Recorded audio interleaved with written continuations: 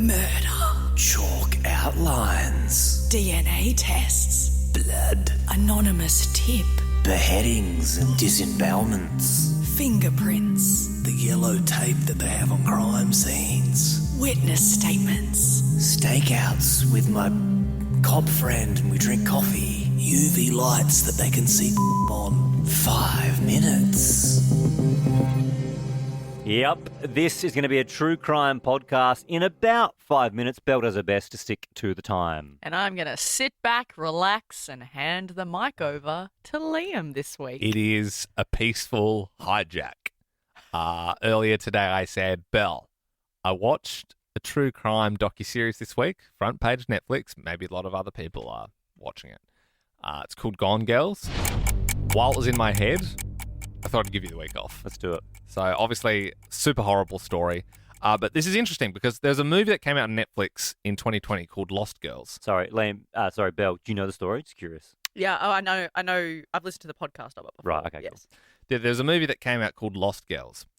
And when I was watching this true crime docuseries, I was like, oh, I know this. Like, I've seen a movie about this. I know it happened in Long Island near the beach, and there was there's this woman who was a sex worker. She ran off into the night, and then her mother sort of went looking for her, and then when they went looking, they found a lot of other bodies of other women. And I was like, oh man, I remember it was super horrible, but I was like, the whole time I was watching this docuseries, I was like, but I for the life of me, I can't remember how that movie ended. Because I'm like, I don't know, I swear they didn't catch the guy. But then in this docuseries that's just come out, you'll probably see it on your homepage, they very much allude to knowing who the killer is. I thought Gone Girl was a movie about a woman living in a house. No, Completely so different. that is a different thing. There's Gone Girl, which is a movie. Right. And it was There's a book originally. There's a movie called Lost Girls, which is about this thing that happened in Right. real life. Mm-hmm. And then there's a docu-series about the same crime that Lost Girls is about called Gone Girls. It's like the Long Island beach killings. And after I finished the docu-series, I was like, holy shit. It's because when that movie came out that I watched in 2020, they hadn't caught the guy yet. He'd been on a spree for 30 years. They only got this guy in 2023. And I completely missed that. I don't know. I suppose with like through COVID and stuff, or I don't know, I just wasn't paying attention. I must have forgot that I'd seen a movie about that. And, you know, I try and keep away from that horrible stuff. Okay, I've listened to the podcast, but like it's years old. So you also don't know. No. Oh, So this is I'm gonna- telling you, yeah. I mean, it's actually, I don't want to say it's a spoiler alert because like it is actually a horrific thing that happened. Yeah, so I know I've gone a little bit backwards about this whole thing, but basically, there was this one mother who this movie is about, who was really petitioning and saying, hey, the police are doing nothing about this, and it was sort of seen like because she was a sex worker, maybe they weren't taking things as seriously as they should have done. And as I said, they found these 4 bodies. All the women sort of matched the same profile. They were, say, 18 to 25. They're all really young. They were all working in that industry, like in New York and in Long Beach, and in some cases, like in Philadelphia and like around America. And so it got more serious once they found these 4 bodies. And that's what they were sort of rolling off for a long time. And all the families got together and they were petitioning and they were going really hard and they were saying, like, why has nothing been done about this? And there was one particular friend of one of these girls who ended up murdered, who was at her house one night when there was this altercation. And he and his mate got rid of this dude, got him out of there. And when she went missing, straight away they said, you got to check this guy out. He drives a green Chevy pickup truck. He's got crazy eyes, 6'8". He looks like an ogre. Like, he's impossible to miss.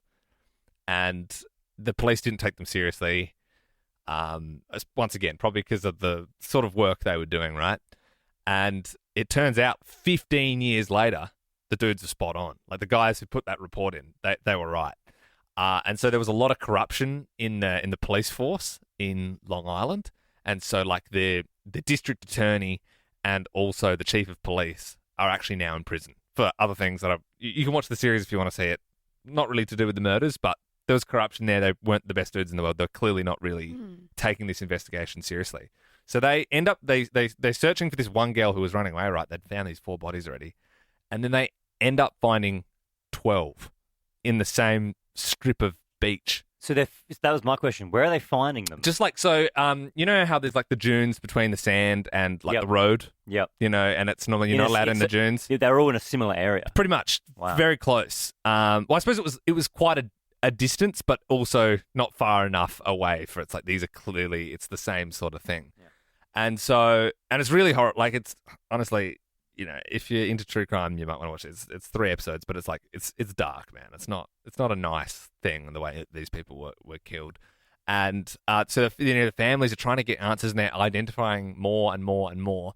And then years later, there's like a full changing of the guard, and there's this new district attorney. He comes in and he's like, "We're going to collaborate with the FBI and the CIA and all this." And he has this task force, and this 30-year-old case, they like nail it in 6 months. So there was a burner phone where this guy was like hiring a lot of these women. Oh, Gee whiz! Now I get what you mean. It's Gone hard. over. It's frustrating. I'll speed it up. But the burner phone correlated with basically they worked out there was a guy who was working in Manhattan, living on Long Island because they were from both of those areas. And then they found this old report, the green Chevy. They found this guy, Ogre, matched the description. He's this big hotshot architect who works in Madison Avenue, like in Manhattan, big office, and he lives in this freaky little house in Long Island with his wife and kids. His house hasn't changed for 60 years. It's the house he grew up in and was like abused by his father and stuff. And it's like this the one scary house on the street. And so they're like, it's got to be this guy, right? So they follow him for months. He throws a pizza box away in New York City. They grab the pizza box. They get DNA.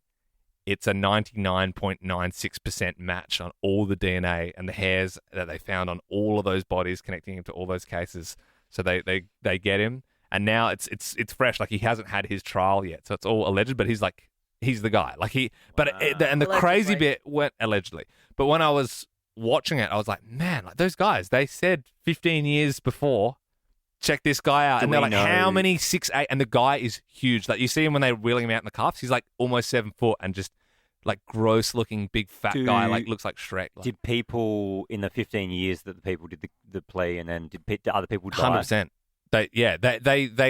It's why they don't even know how many this guy would have killed. And there was also women in the show who were talking about like narrow escapes they had when they were like 18 and they like tasered him in the neck and they knew something was up and they were within that time frame. So basically this guy, he would like send his family away for like a holiday for a week and then he would do the killings and then sort of just go back to normal. But it's like, yeah, it's really nasty, but yeah. A great, like, there's a great thing and a bad thing about this. The great thing is that there are so many cold cases from decades ago that now, given DNA and fingerprints and everything, you can do, and Yeah. technology like tracking phones. But isn't it and crazy that tracking this guy was location. getting away with it for so Well, long?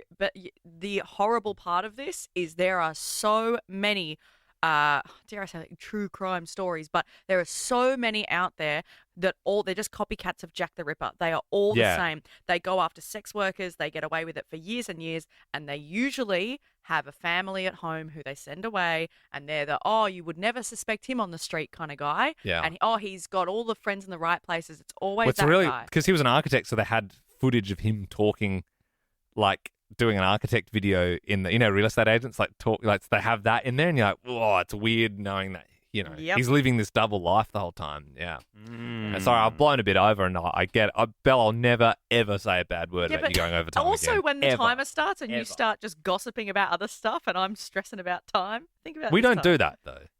I don't think we've ever done that. Are you joking? Well, I don't All right, see you in the next one. And that's it!